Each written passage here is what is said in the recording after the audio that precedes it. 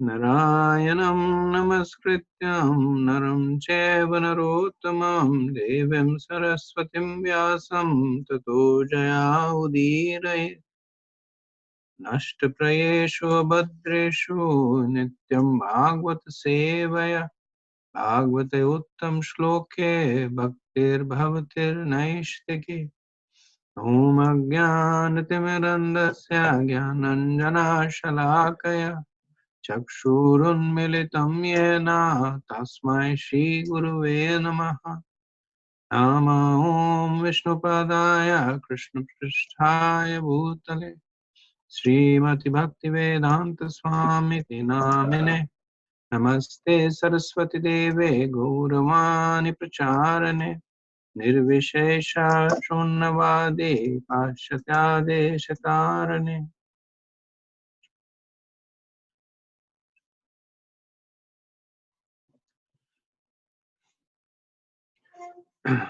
So the 11th chapter deals with Krishna's entry into Dwarka and the response of the residents of Dwarka.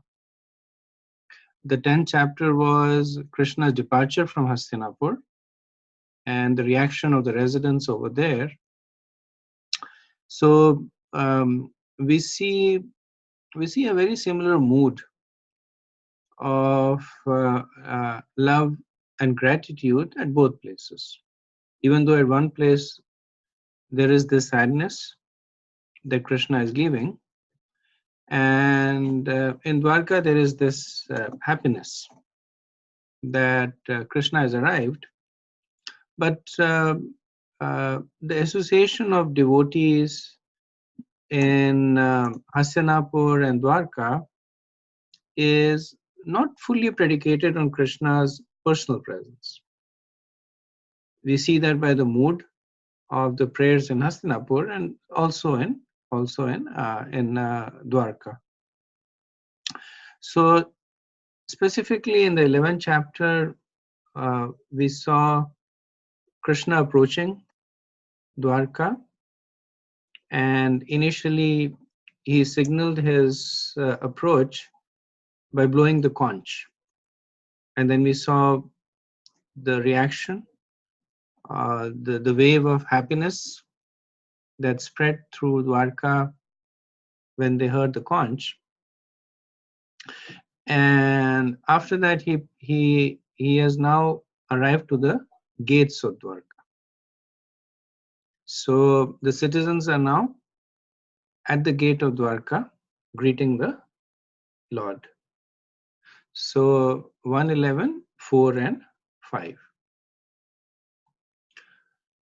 Tatropanita balayo ravirdipam ivadratah atmaramam purnakamam nijalabena nityada Prityutfula mukha prochur harshagad gadya gira Pitram sarva surdama avitramivarbakaha. The citizens arrived before the Lord with their respective presentations, offering them to the fully satisfied and self-sufficient one, who by his own potency incessantly supplies others. These presentations were like the offerings of a lamp to the sun. Yet the citizens began to speak in ecstatic language to receive the Lord, just as wards welcome their guardian and father. So Sutta Goswami is comparing the gifts that have been given or that are being offered by the residents of Dwarka to Krishna as an offering of the lamp to the sun. And there are two underlying factors in this analogy. One is that the light of the lamp is insignificant in front of the sun, and the second is that the source of the light of the lamp is also the sun, just like the source of any kind of energy on this planet is the sun. It's a transformation of the energy of the sun. So essentially, what the residents of Dwarka were offering to Krishna belonged to Krishna, and was really insignificant compared to what Krishna has. Very similar to when we go and take bath in the Ganges, then we worship the Ganges by offering the water of the Ganges to Ganges, because there is nothing purer than Ganges, at least in the material world. So that's how we offer. So similarly, Krishna's opulences is unlimited, and he's the source of everything. Now, in addition to that, Sutta Goswami, he also says that Krishna is Atmaram. So not only does he have everything, he does not need anything. So Atmaram means that one who is fully self-satisfied. And even if he were to need something, then Sutta says that Purna Kamam Nijalabena, that whatever he wants, he can satisfy all his desires. Purna Kamam, any desire that he has, he can fully satisfy Nijalabena by his own potency. Not only is Krishna fully opulent, not only is he completely self-satisfied, not only is he able to fulfill all his desires automatically. Sutta says that Krishna is actually the one who is satisfying the desires of everybody else. So he says Nityada, that for Nitya means eternally. He is the one that is giving. So interestingly, this is the point that is also made by people who are reluctant to give to Krishna or to causes related to Krishna. So sometimes when you approach people and you try to encourage them for giving donations, the point they'll make is that Krishna is God, he has everything. Why does he need my $10? I need my $10 more than Krishna needs. Or sometimes they will say that they will criticize that at the temple there is so much of opulence given to Krishna when there are people who are hungry and homeless. That this opulent food is given to Krishna and the opulent dressing is done to Krishna when there are people who are going hungry and homeless. So Sutta Goswami, he is also a preacher, and through this verse, he is bringing forth the importance of making offerings to Krishna. So more than the offering, the mood of the offerer is important. So the offering is simply a media to carry through the mood of the offering. So in this verse, Sutta says that how were the residents of Dwarka making the offering? With priti, affection, utful mukhaha, with cheerful faces, harsha gad gadya gira, speaking with ecstatic happiness, considering the Lord to be iva pitram sarva surdam avitaram, considering the Lord to be like the Father, sarva surdam, the well-wisher for everyone, avitaram, the guardian. So the point that he's making is that the gift is not important, the mood of the gift is important. So if we were to tell this, then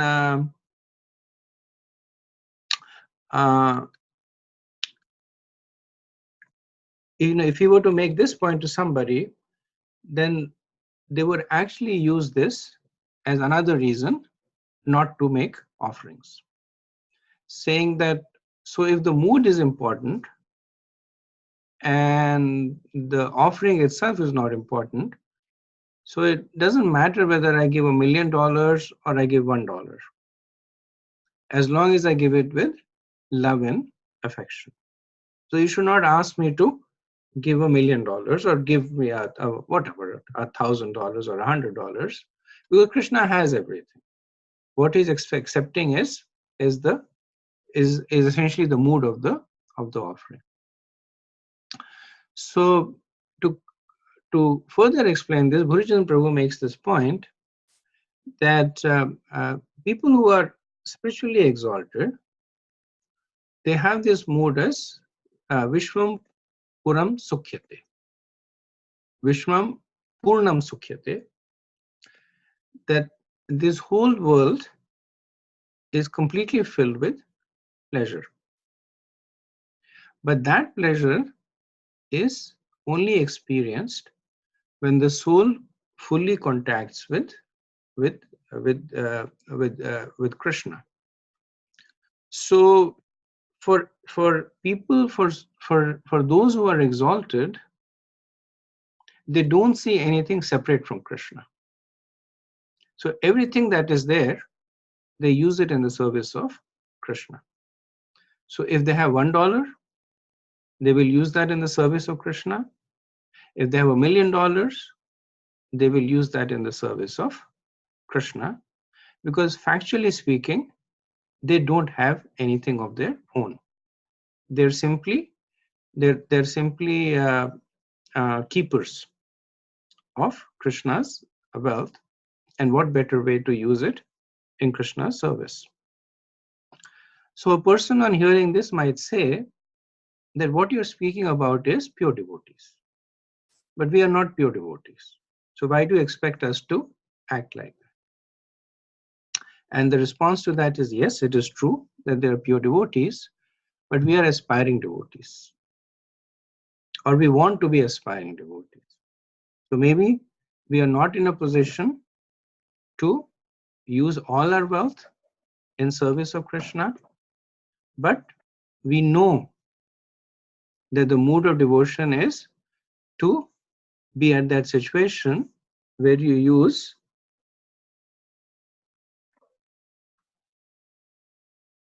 just 1 minute.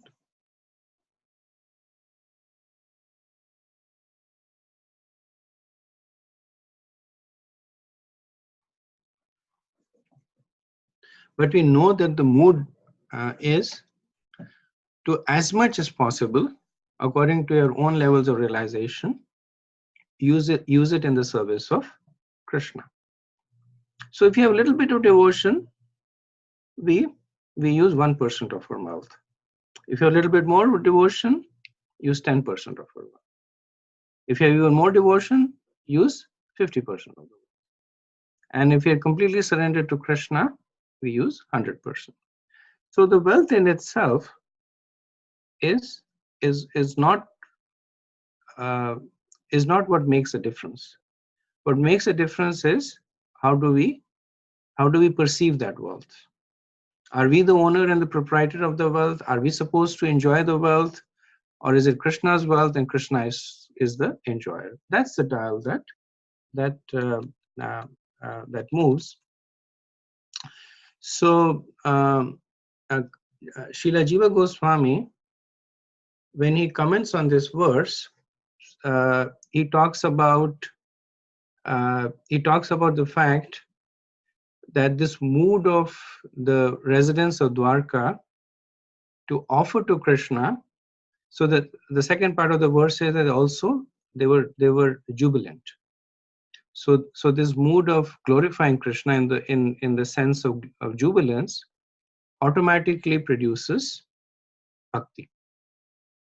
So the preaching point that he makes, and this is in Bhakti Sandarbha 143, he makes that one way to develop devotion for Krishna is to glorify Krishna.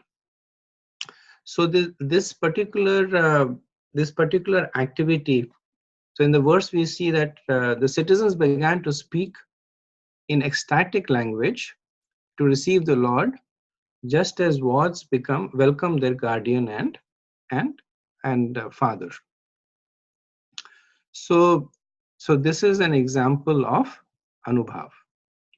And in Nectar of Devotion, chapter 37, this verse is actually quoted to illustrate the nature of anubhav. So in NOD 37, it is said that it is stated in first canto Srimad Bhagavatam, 11th chapter, verse 5, that when Lord Krishna returned from the battlefield of Kurukshetra to his home at Dwarka, the residents of Dwarka began to talk to him as a child talks lovingly to his father after the father returns from foreign countries. This is an example of jubilation. So the anubhav in this case is the speaking with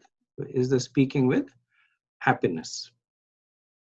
According to some acharyas, this is also sattvic bhav, because the verse says that they began to speak in trembling voices. The voices was faltering. So these are sattvic symptoms when there is kampan, when there is shivering in the body or in the voice. And the specific nature of vibhav in this case is ashraya alamban vibhav. So it is vibhav because it is an impetus. It's alamban because it is in connection with Krishna, and it is ashraya. So alamban is of two kinds, ashraya and vishaya. So it is ashraya because it is directly connecting to Krishna as opposed to his devotees. So the next 5 verses is the beginning of the. Well, the next 5 verses are the prayers by the citizens of Dwarka. 1:11:6. Natah smate natha sadangri pankajam virincha varincha surendra vanditam parayanam kshemam ye chahatam param nayatra kala prabhavet para prabhu. The citizens said, "O Lord, you are worshipped by all demigods like Brahma, the 4 sanas, and even the King of Heaven. You are the ultimate rest for those who are really aspiring to achieve the highest benefit of life. You are the supreme transcendental Lord, and inevitable time cannot exert its influence upon you." So as I said, that beginning from this verse, the next 6 verse is glorification of Krishna by the residents of Dwarka. And as is typical with the prayers that we have seen, the prayers generally begin with Shantaras. So they begin in the mood of Aishwarya. And this is just establishing the tattva. So they're saying who is Krishna. So that is why they say Nataha Asma. We offer our obeisances unto you. So Nataha means one who gives shelter or protection. So extending this, the residents of Dwarka say that the shelter that Krishna protects is not just for the citizens of Dwarka, but even exalted personalities like Brahma. So Brahma over here is known as Virincha. So Virincha translates to one beyond the mode of passion, one in the mode of goodness. So Krishna is giving protection to Virincha, Brahma, and to Varincha. So Varincha is son of Brahma, which is the 4 Kumaras, and Indra. So they're not only glorifying Krishna because giving protection to a city is one thing, But giving protection to Lord Brahma, who is the primal entity in the universe, is a different thing. So they're glorifying Krishna that way. And they're also doing what devotees tend to do, like Arjun does in the Bhagavad Gita, that we are not speaking this out of our familial relationship with you. That just because you are related to us, being a part of a clan, we are artificially glorifying you. Actually, people, Brahma, they say they call him Varincha, so means that his senses are undisturbed. He's in the mode of goodness. So he also is seeking protection of you. Varincha again, the four Kumaras, they are they're great yogis. Even they are taking protection of you. Indra, who is uh, the most powerful, even he is taking protection of you. So therefore, they are saying two things: Krishna is the protector for everybody, and uh, this fact is validated by other great personalities. So why is Krishna so great? Why is he giving protection to everyone? So they give this reason in the second part of the verse, and they say that Krishna is na yatra kala prabhavet, that he is not influenced by time. Na yatra kala prabhavet. Kala is time. So everybody in the material world is yatra kala prabhavet, constantly being influenced by time. So we know that even Brahma, under the influence of time, goes to sleep and ultimately dies. So the point they're making is that Krishna is not material. He is beyond the materiality.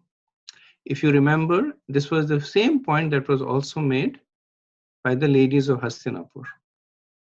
So when they started their prayer, they said that he is, and they pointed to Krishna on the chariot, he is the one who existed before the material world existed. And he is the one who will exist after the material world is destroyed. And we had understood that as them saying that Krishna is not material. Same point is also being made over here. So they say because Krishna is Paraprabhu, that he is para means away from it, separate. He is a transcendental Lord. So Prabhupada in the purpose, he says the influence of time and space is exerted upon the dependent living entities who are all parts and parcels of the Supreme Lord. The living entities are predominated Brahma, whereas the Supreme Lord is the predominating Absolute. So the interesting thing in the purport is that this is the only time I've seen Prabhupada refer to jivas as predominated Brahma.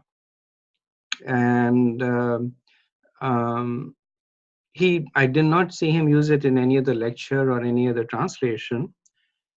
And I tried to find that what is the source of this phrase predominated Brahma. The only place that I could see was in the Brahma Samhita. And so this is in 5.3,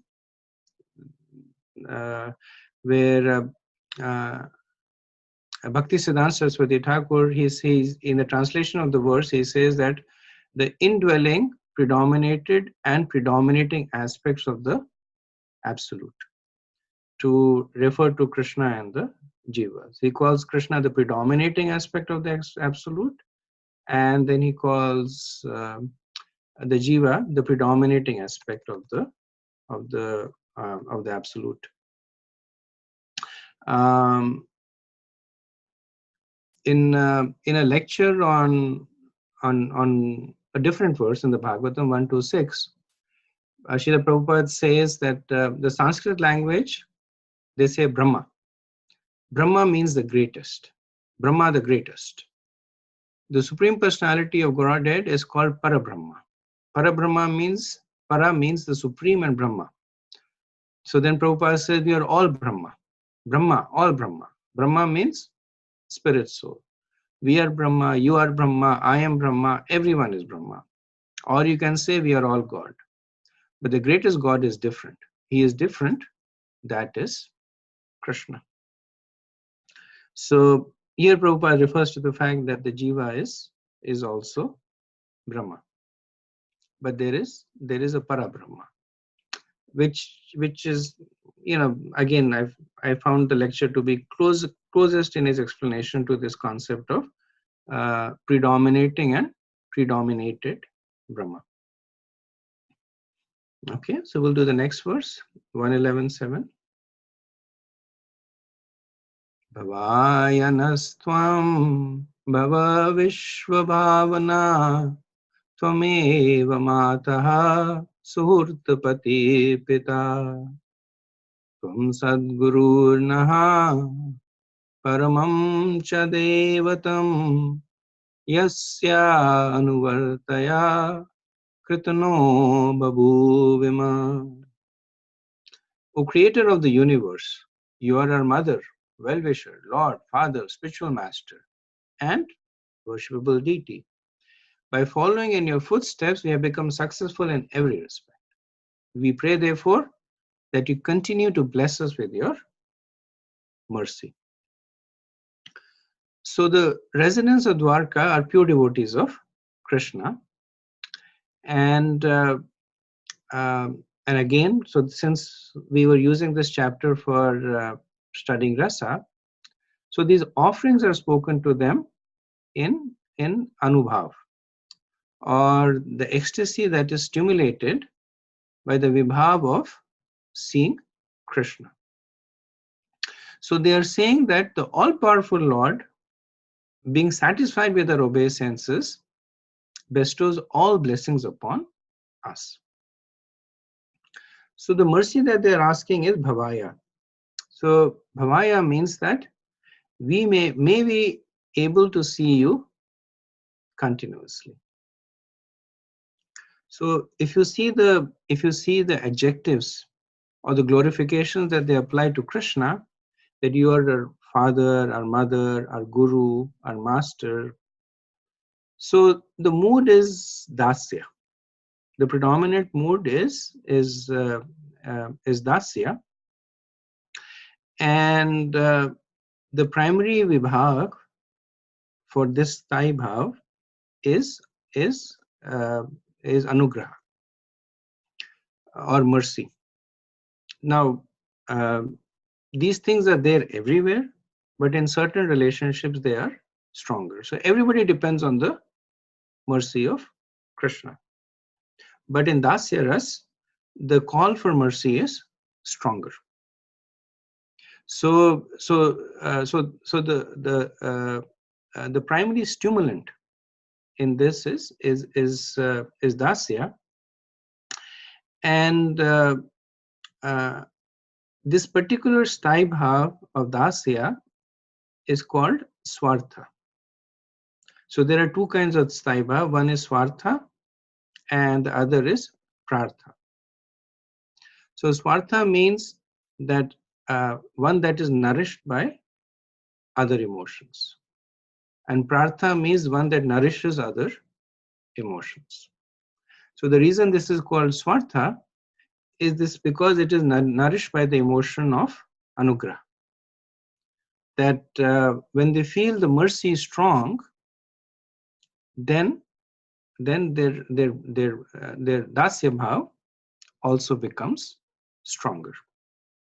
In a more mundane example, you can see that if a person has a servant, and when the servant sees that the master is taking care, then the service attitude of the servant becomes stronger. So it's a material example. It cannot be extended because Dwarkavasis are pure devotees, but it helps us to understand the nourishment of their bhav. So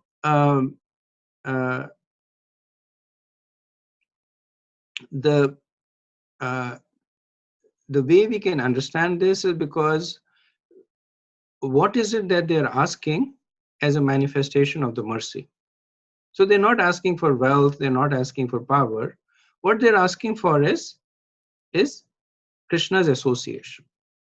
So that's why we can understand that. So they're not asking for mercy because of any material consideration. They just want an opportunity to serve Krishna more so. So it's the mood. The mood is a little different from the mood of Rajavasis, um, who really don't want protection from Krishna, but who want to protect Krishna. So this is a little different from there. So their mood is more of um, Mother Yashoda wanting to protect Krishna, Lord Balaram wanting to protect Krishna, Sri Rama wanting to protect Krishna. So their mood is again that they think that Krishna needs protection, so they extend protection there, which is why the mood of Vrindavan is considered to be superior. Okay, so we'll do one more verse and then we'll stop for discussion. 111.8. Aho sanatha bhavata smayadvayam travishtapanam api duradarshanam prema smita snigdha nirikshananam pashyema rupam tava sarva saubhagam. Oh, it is a good luck that we have come again today under your protection by our presence, by your presence. For your Lordship rarely visits even the denizens of heaven. Now it is possible for us to look into your smiling face, which is full of affectionate glances. We now see your transcendental form, full of all auspiciousness. So now when we look at these verses in conjunction, so we understand that the reason the denizens of Dwarka are praying to Krishna is for this, that this is what they mean by protection, that by looking into his smiling faces, by getting his affectionate glances, by seeing his transcendental form. So in this mood of humility, the Dwarkavasis, they start the verse by saying Aho. So Aho translates to, Srila Prabhupada translates to Aho, it is our good luck. Aho also translates to Aho, it is so surprising. So what is it that they're finding surprising? They're finding surprising that Krishna is actually giving them his association. So even though they seem to be making demands, but actually in the mood of pure devotion, they're expressing surprise and gratitude. So they're saying that you don't give your association to even the denizens of the heavenly kingdom, but we are so fortunate. We are much fallen than the devas, but we are so fortunate because of some reason that is unknown to us, you're giving us your mercy. So that's the mood of pure devotion. They are not establishing the right that we are related to you or we are great devotees of you. They're simply taking it as a manifestation of Krishna's causeless mercy. So Prabhupada in the purport, he also uses this verse to point to the fact that the devotees of Krishna, they aspire to associate with his personal form. And so we see that the qualities of the association that are being appreciated is the smiling face. They say prema smita, smiling with loves. That snigdha, the affectionate. That nirikshana anam. So the affectionate looks at the face. Rupam. They say that your form. specifically Rupam and Saubhagam, that all auspiciousness that are there. So all these qualities cannot come from the impersonal Brahman, the smiling face, the Rupam, and the affectionate glances. Prabhupada makes this point that the devotees of Krishna, the pure devotees of Krishna, they aspire to associate with this personal form. And then he also says, when he comments on the fact that even when Indra wants to aspires to meet Krishna, he's not able to. And he gives the example of how they go and they stand on the shores of the Kshir Sagar, where the Swetadeep is, and there they Lord Brahma, he prays, the Devas, they pray. Typically they pray, the Purusha Suktas prayers are recited, and then they hear, either they hear a voice, or Brahma's from within him, he gets the message from Krishna. But they're not able to get the personal association which the devotees of Krishna and Dwarka are able to get. Okay, so we'll stop over here, see if there's any questions or comments.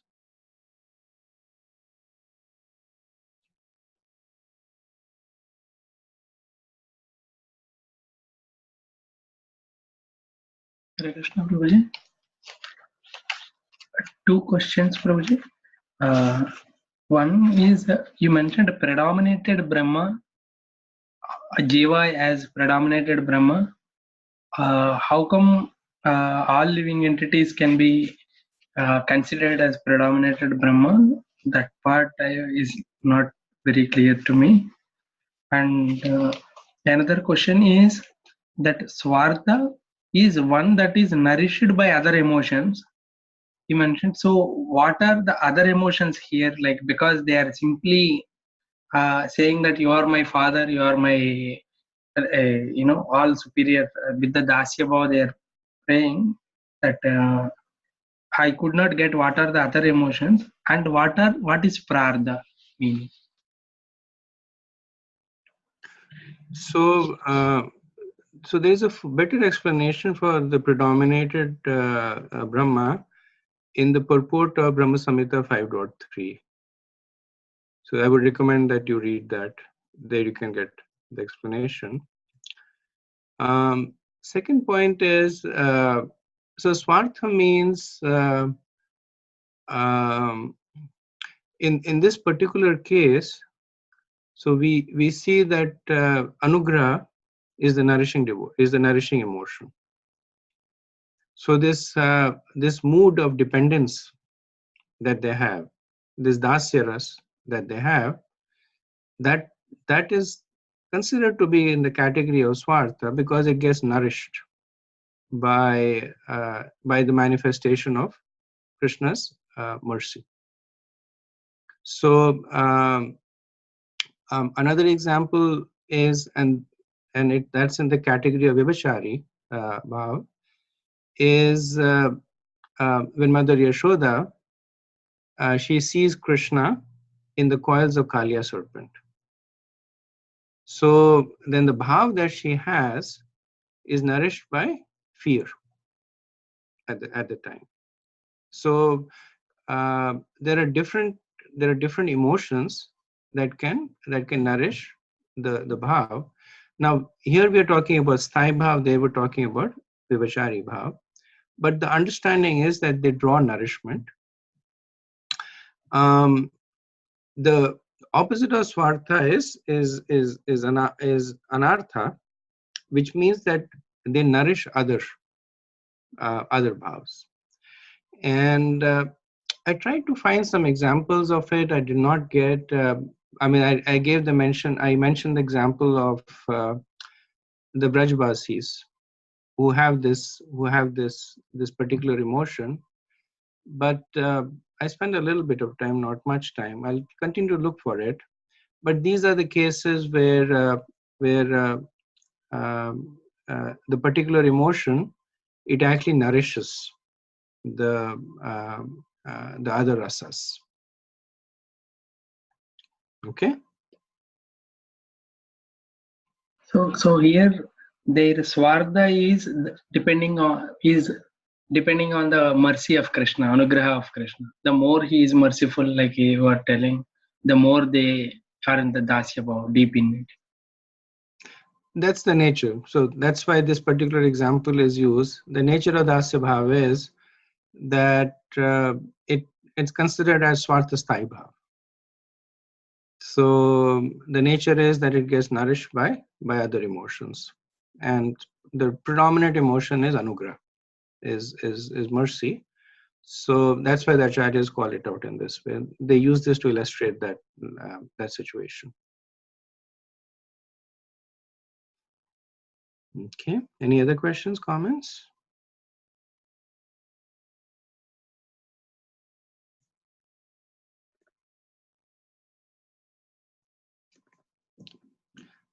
Prabhu, just a comment about the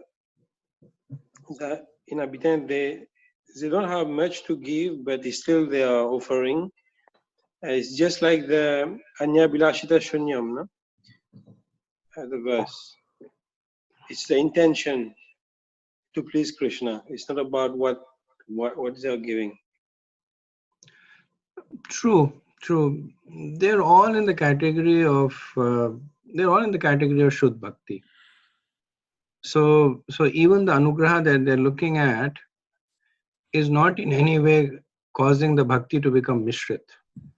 It is still Shuddha Bhakti, but I think it just depends based on the relationship, that what is nourishing that particular mood. Like for a parents, when they see the children to be more dependent on them, it nourishes their parental mood. And for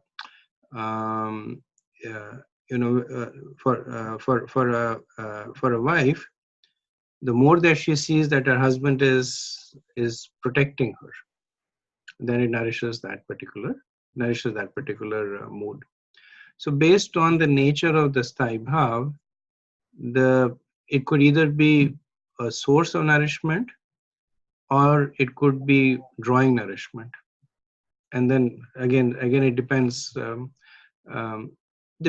So the NOD is, so I guess say the sthai bhav has two subcomponents. It's the Gona Sai Bhav, and I think the Tathastha Sthai Bhav. So it gets into a lot more details that I don't think we have the time to go in. But because the acharyas, they mentioned this particular rasa in the context of this verse, I wanted to bring it to your attention. Thank you, Prabhu. Thank you. Okay, so we'll continue with 111.9. Yaryam mujaksha Pashasharbho Bhavan Kurun Madhun Vatha Suhurdadidakshya Tatrabda Koti Pratimaha Kshano Bhaved Ravim Vinakshor Ivanashvachuta. O lurid-eyed Lord, whenever you go away to Mathura, Vrindavan, or Hastinapur to meet your friends and relatives, every moment of your absence seems like millions of years. O infallible one, at that time our eyes become useless, as if bereft of the sun. So far, the residents of Dwarka, they're rejoicing in the mood of reuniting with Krishna. Now they're lamenting on the situation when they are separated from Krishna. And they are saying that every moment of your absence seems like millions of years. Similar sentiment we see in Shikshastakam, where Chaitanya Mahaprabhu say, Yuga ita nimashena chakshusha pravarshanam. So Yuga itam nimashena, that each nimishen is the time that it takes to blink your eye. That seems to be like a like a yuga. So they are also expressing the same mood. Every moment of your absence seems like millions of years.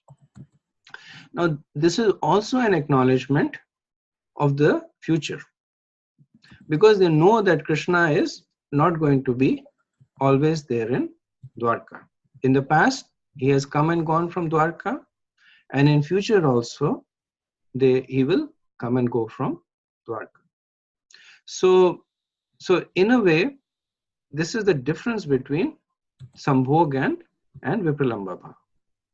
That in Sambhog, when you're drawing enjoyment from meeting Krishna, concurrent with that is also the fear of losing Krishna.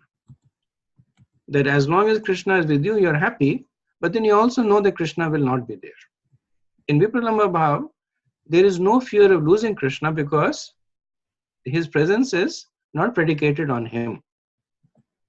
So when Krishna had left Vrindavan, then the gopis 24/7, they were associating with Krishna. Before that, they were only associating with him during night time. During the daytime, he was busy with the gopas, otherwise he was busy with the parents. Only at night time they had some time to associate with him. But when he left, then their association became 24/7. So that is the superiority of. So Prabhupada says in the teachings of Queen Kunti, chapter 22nd, that is the superiority of the Vipralamba. So how do they describe the absence of Krishna? That the eyes cannot see without the sun. Similarly, we cannot engage with anything in the absence of Krishna. So the purpose of the eye is to see, but it is able to achieve that purpose only when the sun is there. So the purpose of the soul is to serve, and that purpose is only achieved when it is applied in connection with Krishna. Prabhupada says, as long as the sunshine is there, our eyes are useful. In the absence of sunshine, they are useless. Krishna is the primeval Lord. He is compared to the sun. Without him, all our knowledge is either false or partial. The opposite of sun is darkness, and the opposite of Krishna is Maya or illusion. So one thing we do have to understand here, that the purport that Prabhupada writes is applicable to us. It's not applicable to the residents of Dwarka. So it's not that when Krishna is not there, they go into illusion. But for them, the darkness is the separation from Krishna. Because as we discussed earlier, that they are pure devotees. So this verse is also commented upon the acharyas to bring forth another important point.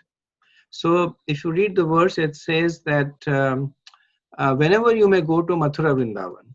So the acharyas comment on it to say that, so this is Vishwanath Chakravarti Thakur. So he says in 1050-57, Sutta Goswami says, Tatra Yoga Prabhavena Nitva Sarva Janam Hari.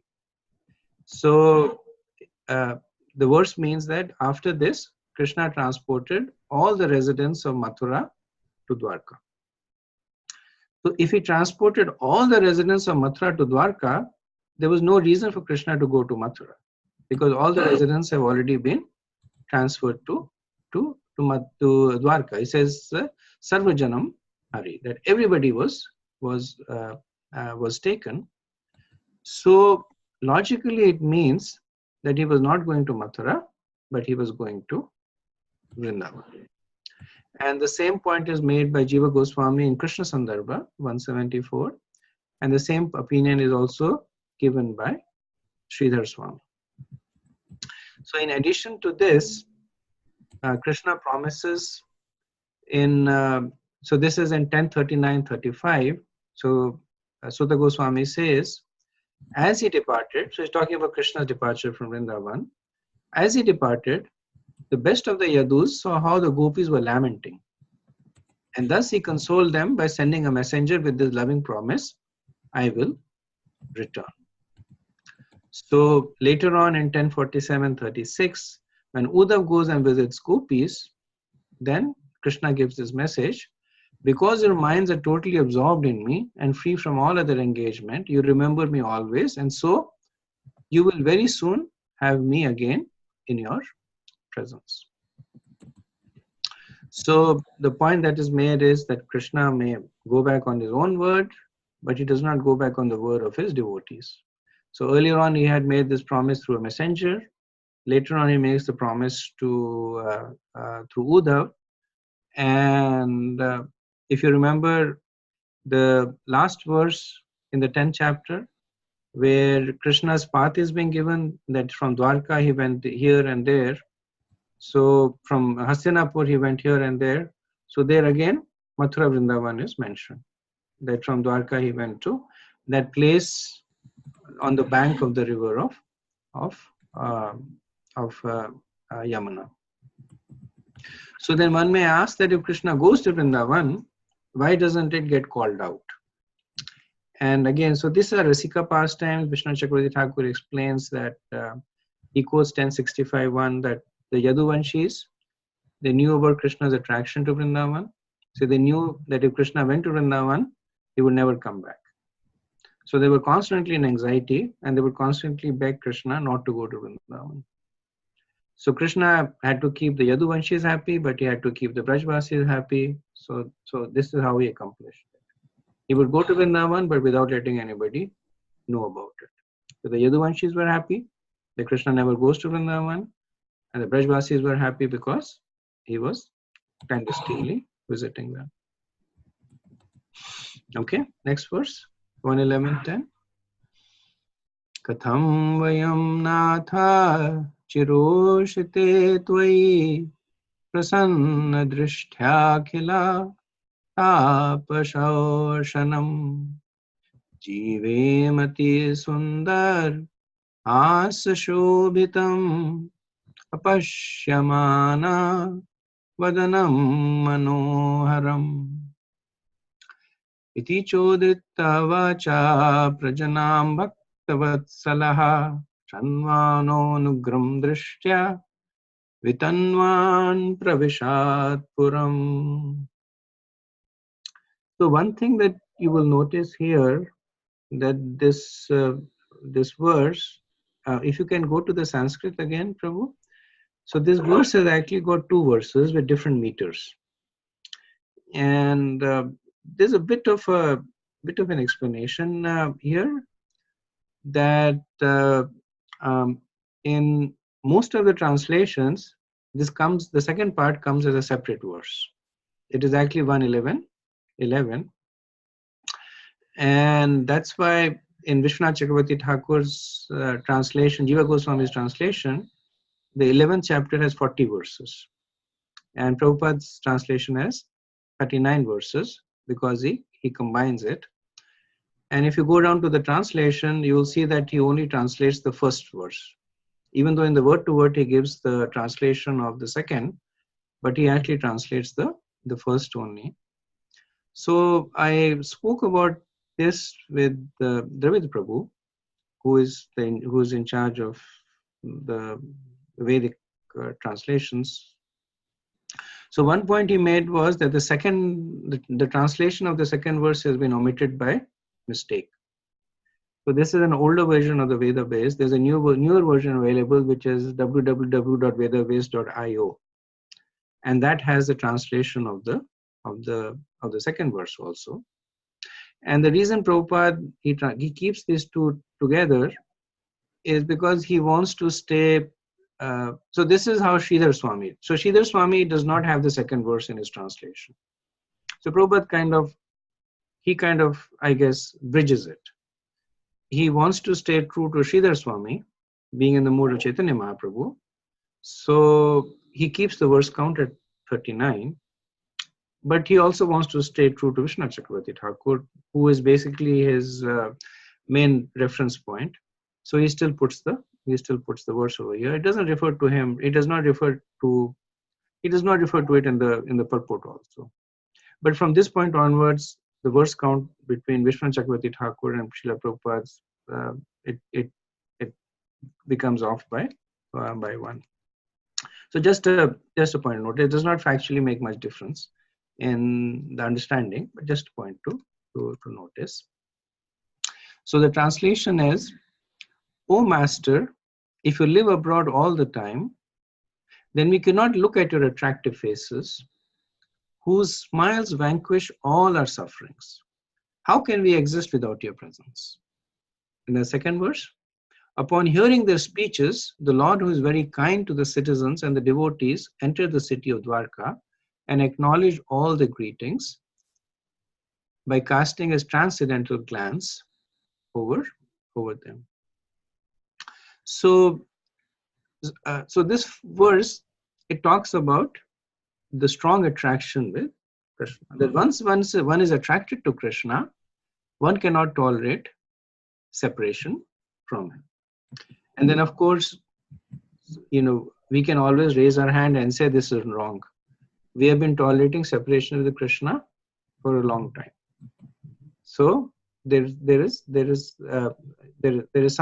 a fallacy in this, and Prabhupada explains in the purport that the sun rays and the sun cannot be separated.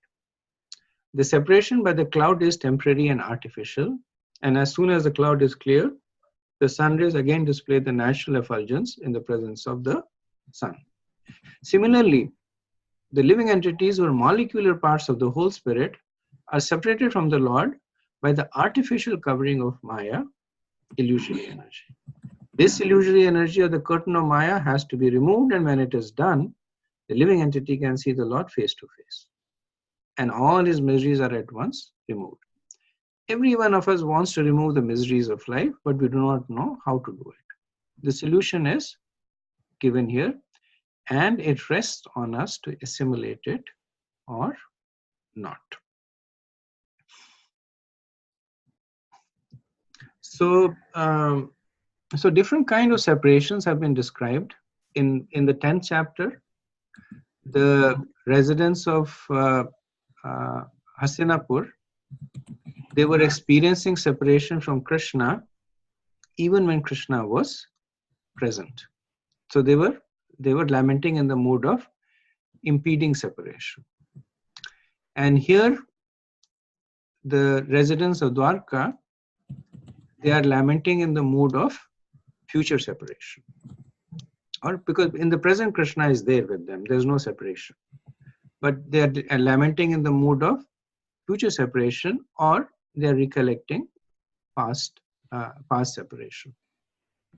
So in both the cases, the vibhav is separation. So what is it that is increasing their ecstasy? So the anubhav is the ecstasy, but what is the vibhav? The vibhav is separation. Because of this anticipation of the separation, they are actually their love for Krishna is becoming concentrated. And we see Krishna, he sometimes uses this vibhav deliberately to increase the anubhav. So what is one example where Krishna uses this with dramatic effect? During Rasalila, like he disappears. Yes, thank you, Mataji. So during Rasalila, we see that the gopis were so intensely attracted to Krishna, and then this vibhav of separation happens. And then when Krishna comes back, he says, "I only did this to increase your attraction for me." So that was the anubhav. So they end the prayers. The citizen end the prayers, and Krishna acknowledges by casting anugraham drishya. So we had initially said that anugraha is the primary nourishing emotion, and we see that Krishna is giving the merciful glance to them, and this is also Krishna's typical reaction to prayers, that he either smiles, or he gives a merciful glance, or he nods, or he compassionately looks at them. But that does not mean that the prayers that does not mean that the prayers are in any way uh, not been accepted. The prayers have been fully accepted. Krishna's reaction is very subtle.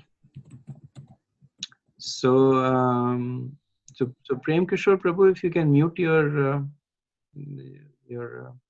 thank you. So his reaction is typically subtle.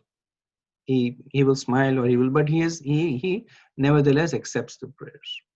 So in a way, it's something for us also when we pray to Krishna.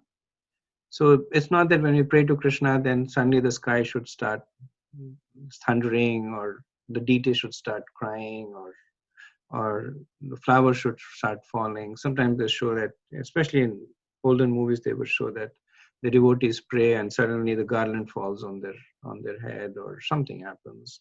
It's just dramatization. But actually, Krishna's reactions, they're subtle, but they are nevertheless there. So after hearing these words, Krishna gives them a merciful glance, and he enters into the city. So that is the end of the prayers.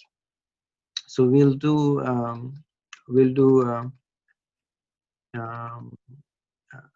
or we can stop here and see if there's any questions or comments.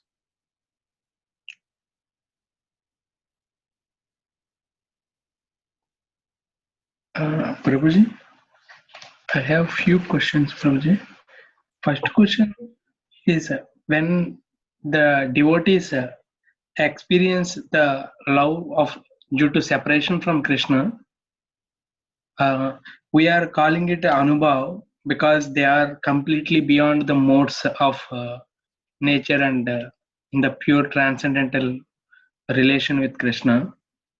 But even sometimes we also experience a separation from our material relations. Then also it is that I lack that presence or something. It is, but here devotees also, because Krishna is happy, even if he is not with me, still Krishna is happy, so they won't be happy. They have that intensity is there. So how this, because we can't call our emotion as Anubhav, so how these two are different, our material and these pure devotees, because it is still predicated on me, I misread kind of self-centered emotion.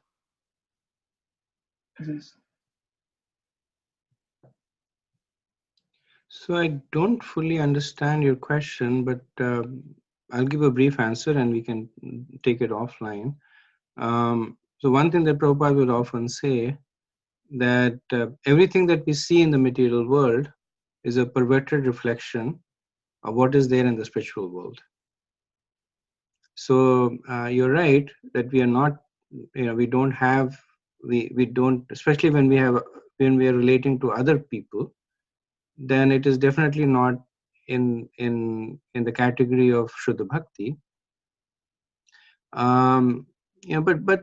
But the relationships are there, and we feel happiness in relationship, distress and missing. It's a perverted reflection of what we would. Prabhupada would say that because the reason that we seek out relationships is because it's the nature of the soul to have a relationship with Krishna, and then when that is missing, then we try to fulfill it by the paradigm that we are in. So that would be my, not having understood your question completely, that would be my attempt to answer it. If you have further questions, I mean, if there are further details, we can take it offline. Okay. Anybody else? Any other questions I can ask, Prabhu? Yeah, sure. I just want to be fair to everybody. So just so that one person is not asking all the questions. So I just want to give other persons a chance also.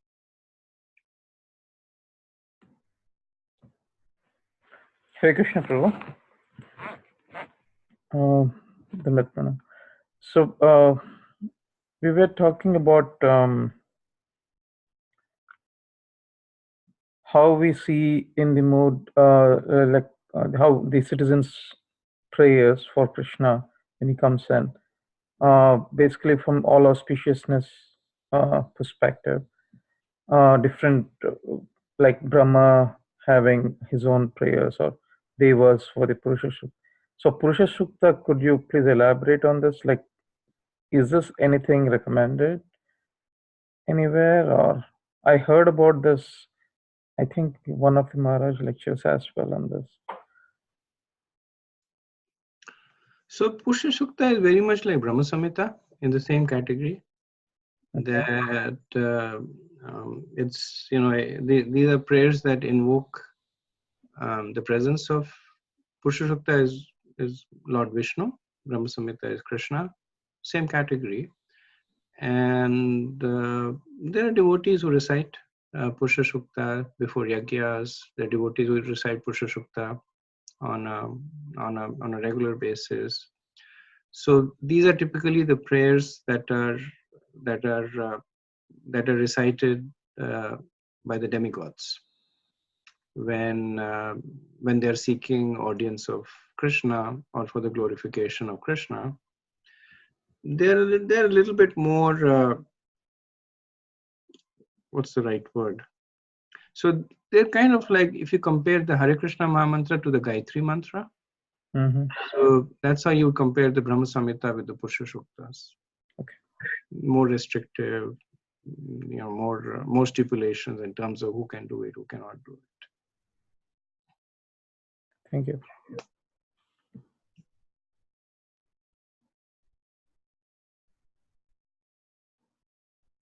Okay, so let me continue with the next verse.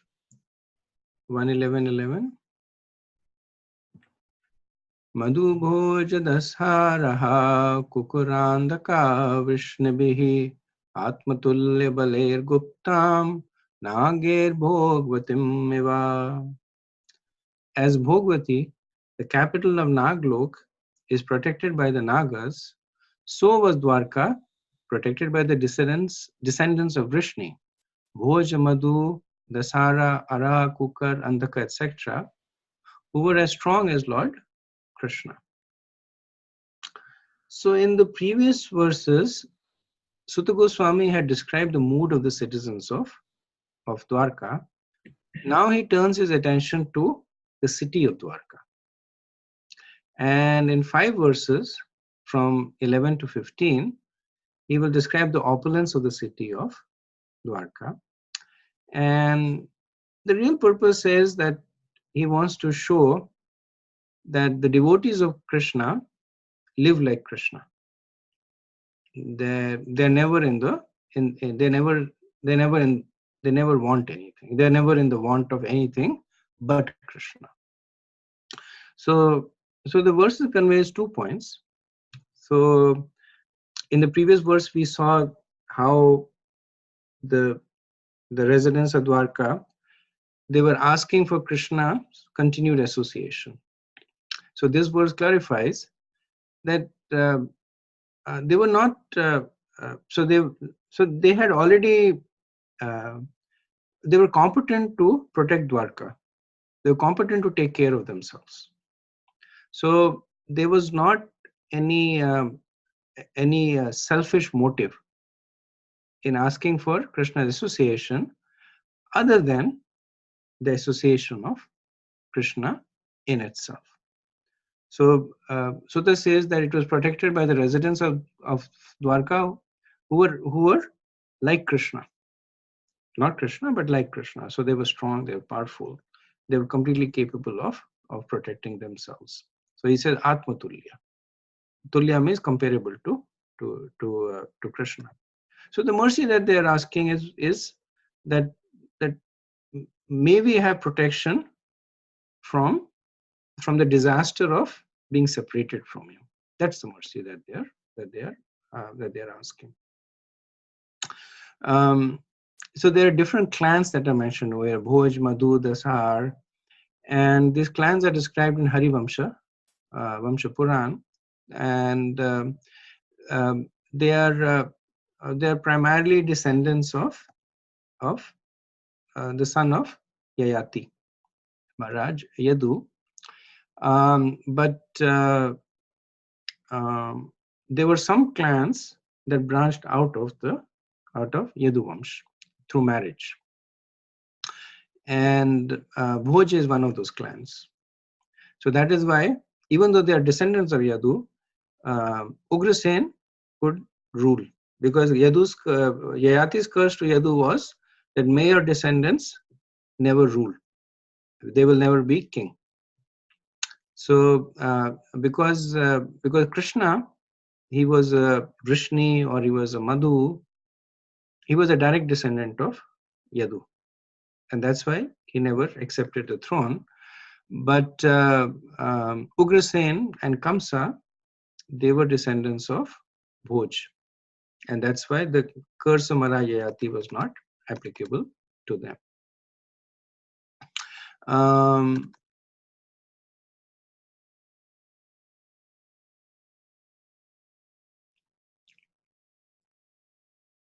So Suta Goswami, in order to convey the opulence of Dwarka, he gives the example of the Nagalok.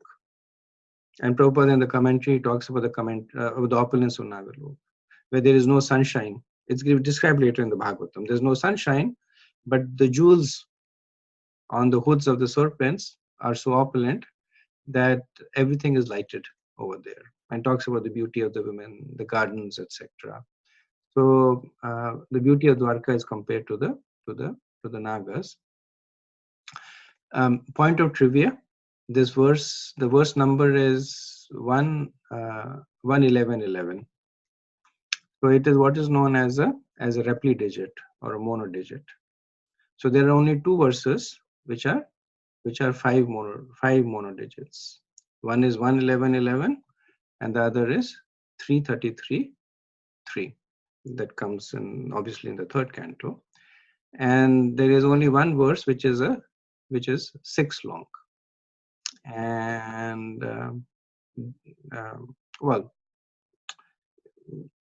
easy to guess. It appears in the 11th canto, 11th chapter, 11th verse. So that is the six digit long monodigit verse. Okay, next verse 111:12. Sarvatu sarva vibhava punyavriksha lalatshamaha udyan pavanarmair vrita padmakar shriyam. The city of Dwarkapuri was filled with the opulence of all seasons. There were hermitages, orchards, flower gardens, parks, and reservoirs of water breeding lotus flowers all over. So Prabhupada in the purport, he talks about the natural beauty of Dwarka. So he said there is no mention of mills and factories supported by slaughterhouses, which are the necessary paraphernalia of the modern metropolis. The propensity to utilize nature's gift is still there, even in the heart of modern civilized man.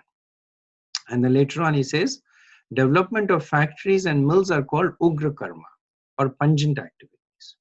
And such activities deteriorate the finer sentiments of the human beings and society to a form of dungeon of demons. Other points that Prabhupada makes in the purport is that, so mention over here is of pious trees. So Prabhupada says, impious trees produce no flowers and fruits, but are cultivated for fuel.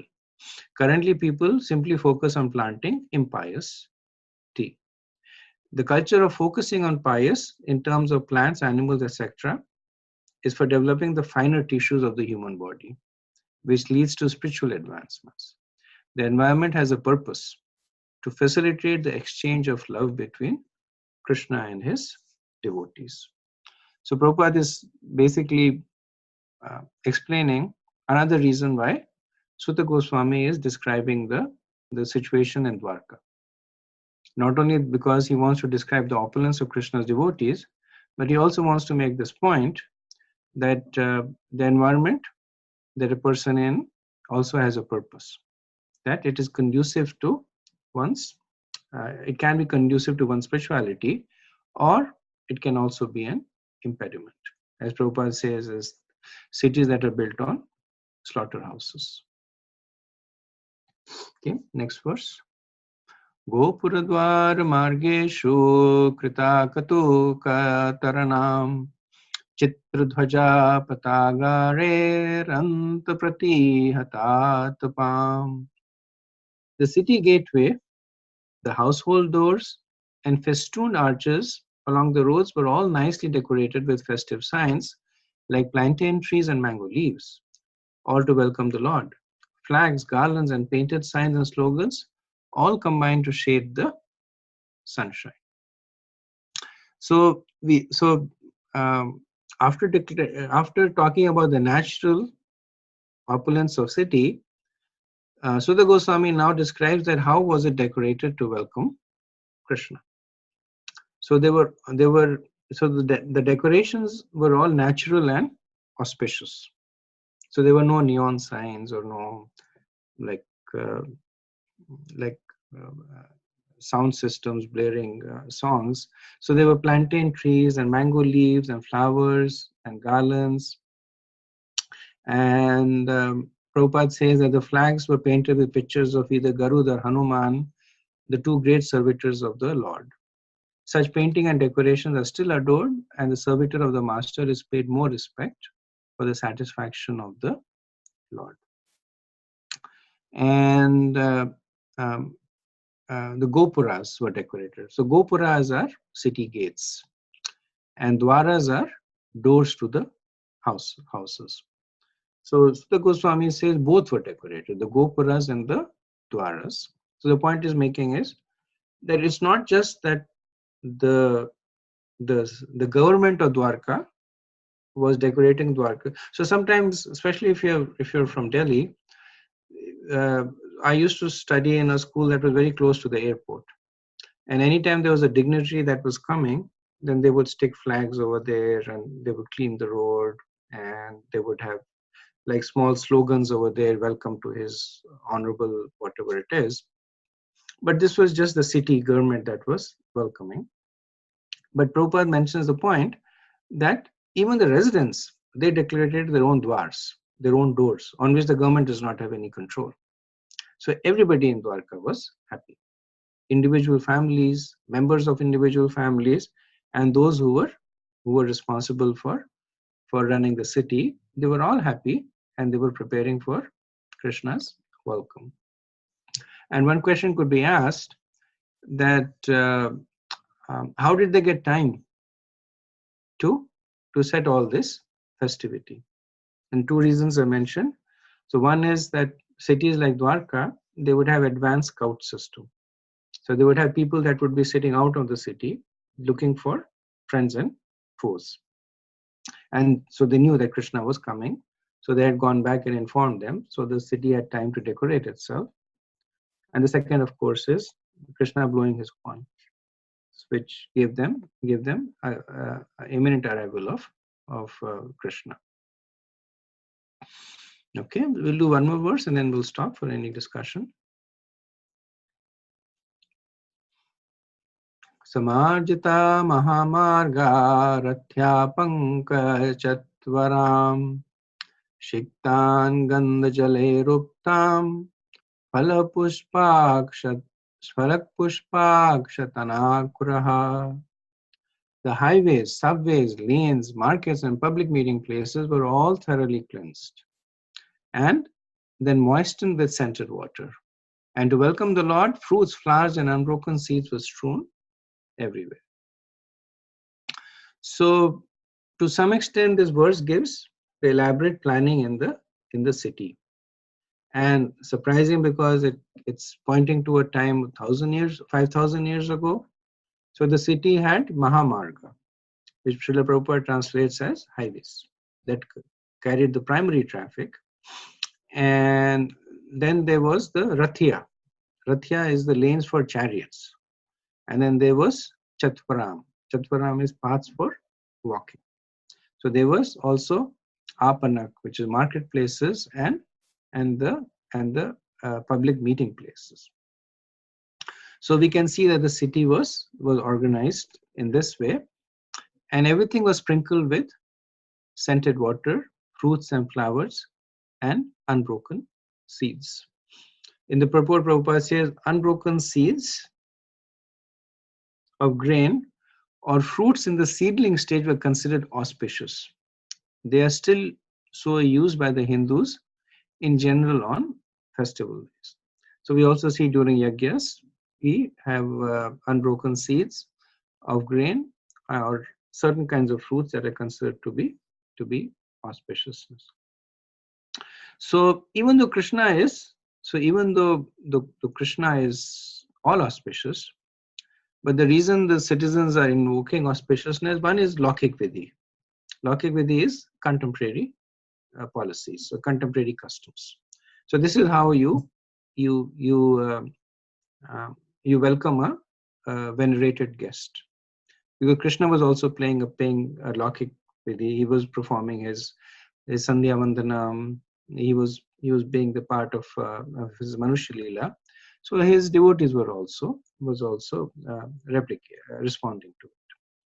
And the other is just out of affection for Krishna. So they don't see what Krishna lacks, but they see what they can give Krishna. So we see that in Vrindavan, that when Krishna is attacked by a demon, then Mother Yashoda would come and she would smear his body with cow dung, and she would put cow urine over him. She would take the tail of a cow and put it around him. So this was just her way of protecting Krishna. So this is just out of a sense of affection. Okay, we'll do one more verse. It's a short verse, and they're all short verses, but we'll do one more verse just because we have a little bit of time. 1:11:15. Dwari dwari grahanam cha dadyate akshata phalekshubihi alankratan purna kumbhe balibir dhupa deepakaha. In each and every house of the residential house, each and every door of the residential houses, auspicious things like curd, unbroken fruits, sugarcane, and full water pots with articles for worship, incense and candle were all displayed.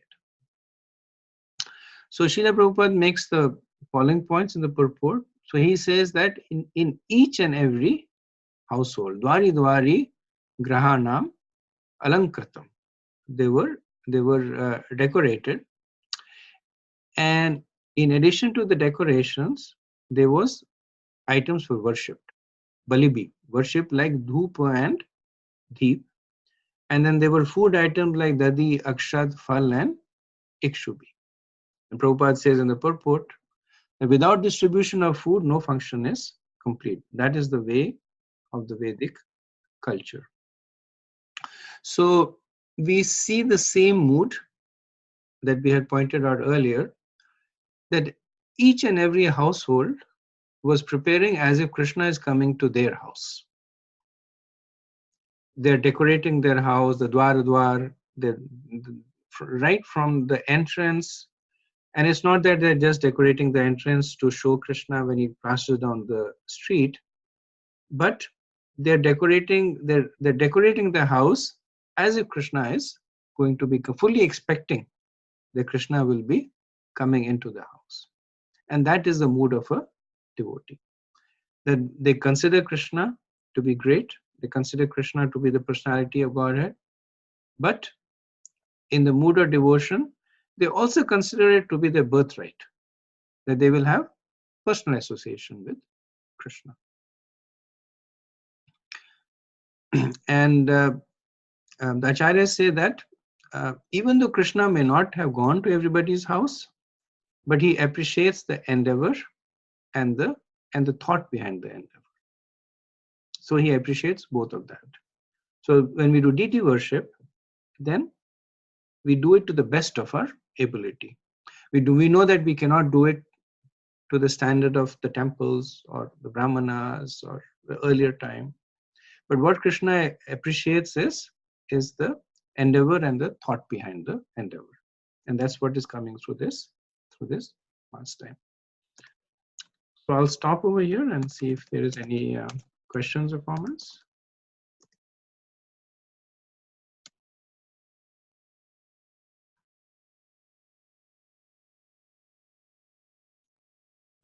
Just a comment.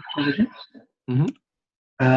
These verses, although there is not so much philosophy in description of Dwarka, like it gives actually the festive mood in our childhood. Whenever festival is coming, before 2 days before itself, house cleaning, we used to buy clothes, early morning get up, that mental preparation, that excitement.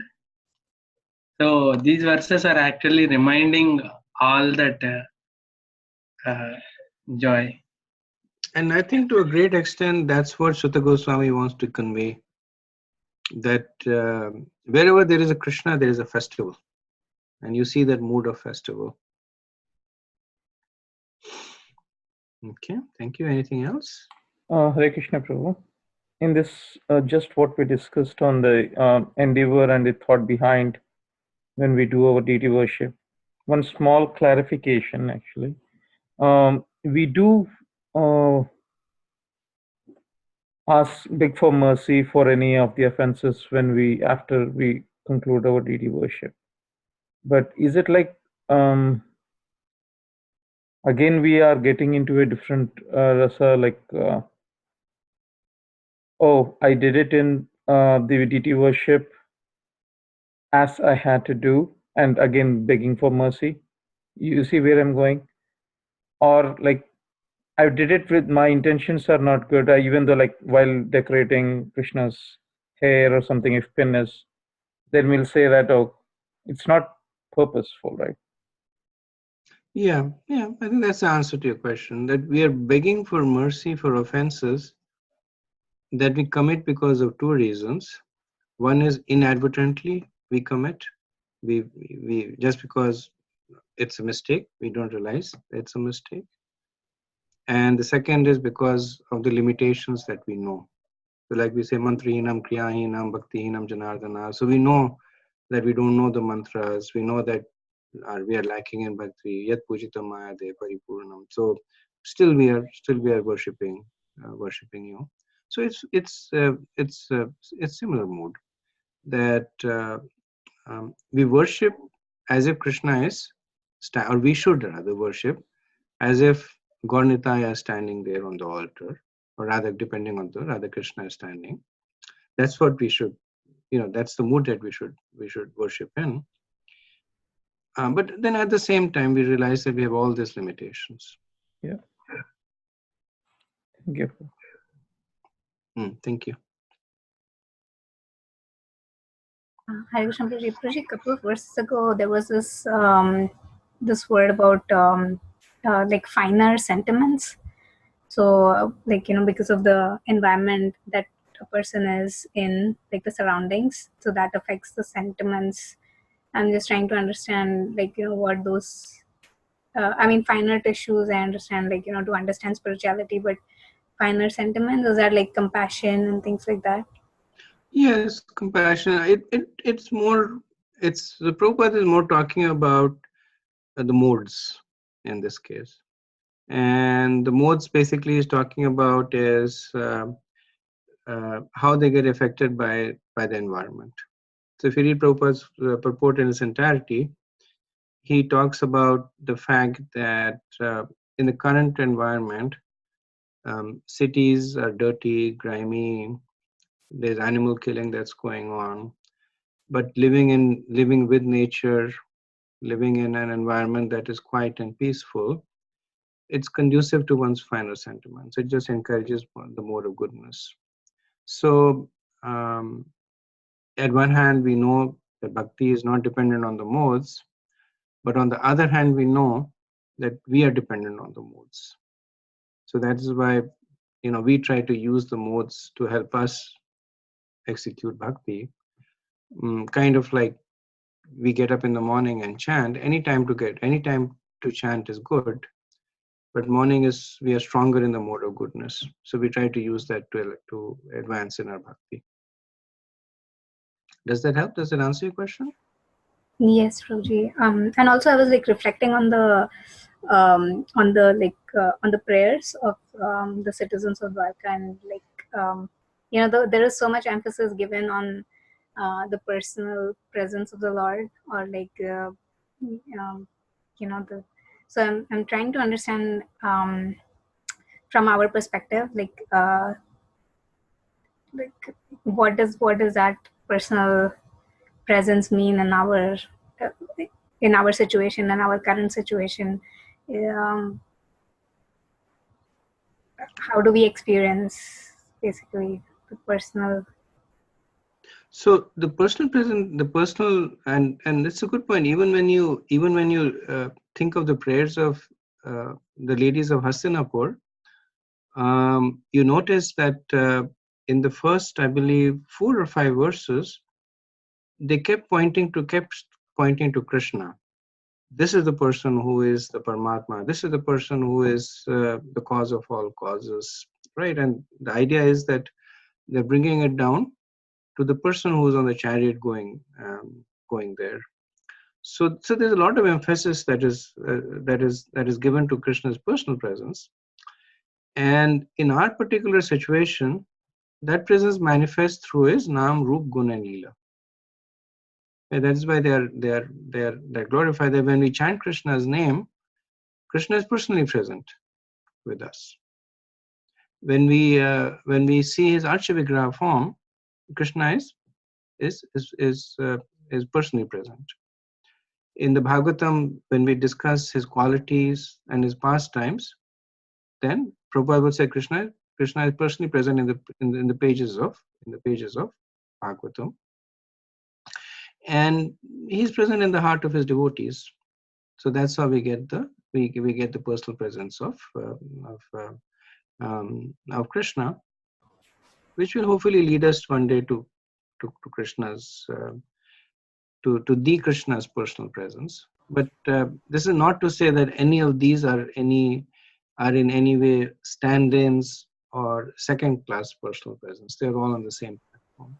Yeah, I was just wondering, like, whether is this like a pure devotee syndrome that you miss the presence of the Lord, once your physical presence of the Lord. I mean, of course, everything is absolute, and the pure devotees also know that his name, form, pastimes are all like deity, or any, like, these are all equivalent to his personal presence, but they're still missing the personal presence or form of the Lord. So is that So that is and that is why this chapter is generally analyzed from the rasa perspective. So that is the vibhav for them. That the nature of vibhav is that it is not exclusive. It is one of the impetuses.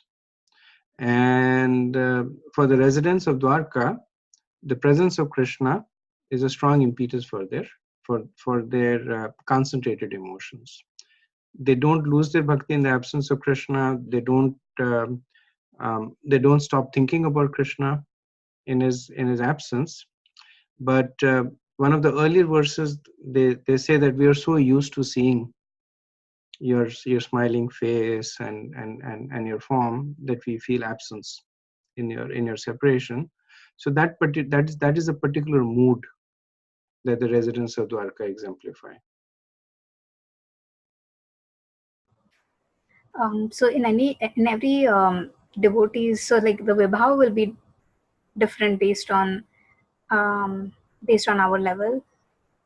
Based on our level, based on the nature of a relationship, also we could have different impetuses there, like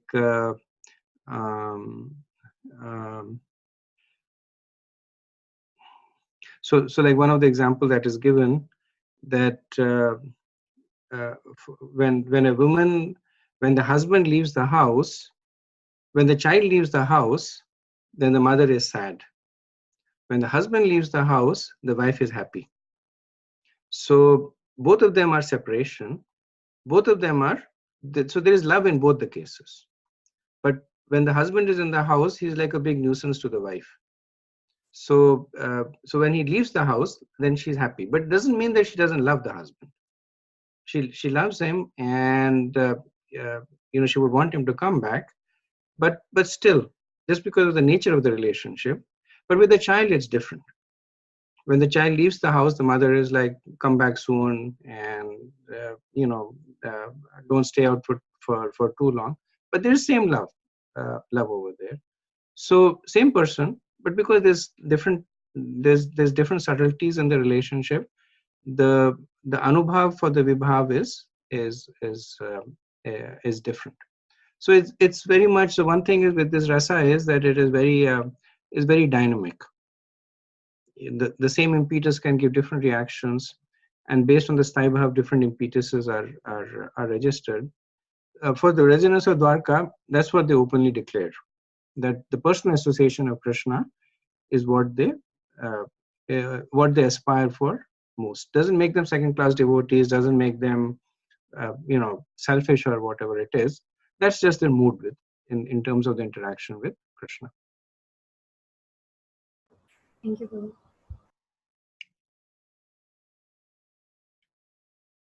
Okay, so if there are no more questions, we'll stop here. Thank you very much. Vanchakalpatarubhayascha kripa sindhubhya eva cha patitanam pavanebhyo vaishnavebhyo namo namaha. अनंत कोटि वैष्णव वृंद की जय, शिला प्रभुपाद की जय, थाय गौर प्रेमानंदे, हरि हरि बोल, हरे Krishna. Thank you. Hare